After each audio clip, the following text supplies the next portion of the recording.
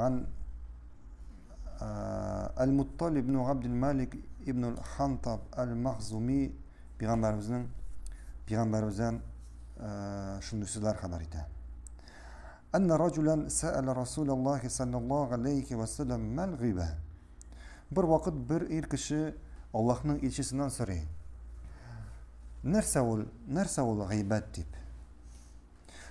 فقال رسول الله صلى الله عليه وسلم أن تذكر من المرء ما يكره أن يسمع. Hem şu vakit Allah'ın elçisi ayta gıybet ol koyşan sin özünün kardeşin turunda ana ıkşamagan nerseni başka kişilerge haber edesin. Ya indi siliysen. Kale ya Resulallah ve in kana hakkan. Şunda şu bu kişiyte ey Allah'ın elçisi hatta bu min silegen nerse hak bulsa da mı deyip Kale Resulullah sallallahu aleyhi ve sellem İza kulte batilan fezalikel buhtan. Hem şu vakit Allah'ın elçisi ayta eğer sen kardeşin turunda dürüst bulmagan nerseni söylesen bu vakitte indi bu gıybet bulmuyor. Gıybetten de korkunçrak ol da bulsa buhtan. Buhtan manası yani yala yalgı. Kişi turunda yalgan silav. Galimlerimiz yani galimlerimiz bir neçe işrakını gıybetten çıkarırlar. Yani biz ettik bir gıybet ol kaçan senin kardeşin turunda ana okşamagan nerseni söyleysen. Lakin bar şunday işrak kaçan sen onun turunda ana okşamagan nerseni söyleysen bu gıybet değil. Neydi işrak ol? Birincisi bozukluk, fesatlık, zulümlük kılıp yürüyüşünün bozukluğu turunda söylesen. Ne için söylesen? Bu kişilerini şu kişinin bozukluğundan kesetu için. Allah bu kişinin bozukluğuna elekmesinler için. Şulayıp fahişlik kılıp yürüyüşü kişinin fahişliği turunda. Hem şulayıp galimlerimiz ayta bidagat yasavçılarının bidagatlerin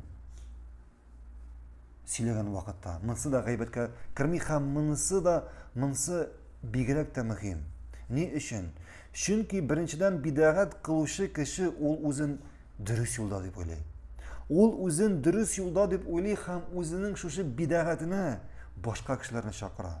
Hem indi elbette gılimi bulmagan gımumi massa kişiler şu ol silegen nerseni, ol silegen bidagatine dürüst deyip oylap şu bidagat kırılageler. Hem onlar da bidagat kılıp indi özlerine günah işli başlar. İkincisi bidagat yasavçı kişiler dinini işten cimreler.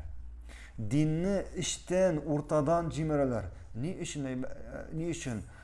Bunun sebebi ne şunduyuk sebep? Çünkü kişiler, umumi masa kişiler bu bidagat iken anlamıyorlar. Bunu din deyip uylar. Bu işlegen nerseni Allah'a yakınayı deyip uylar. Hem şuna göre kişiler şu bidagatga kirip bunu din deyip şu nerseni işli başlar. Hem şuna göre bidagat yasavçı dinini işten cimre. Çünkü o özü degen hem başka kişiler de bunun bidagat iken bilmiyorlar. Şuna göre eğer sen bidagat akılın bilensin iken, bidagat taratuşunu bilensin iken, onun turdadan kişilerge eğitirge gerek, kişilerini kesetirge gerek bu adaşı turunda. Hem indi şuşlar barısı dağın biz üç nerse aytib ötken nesler bular indi gıybet silavga kirmi.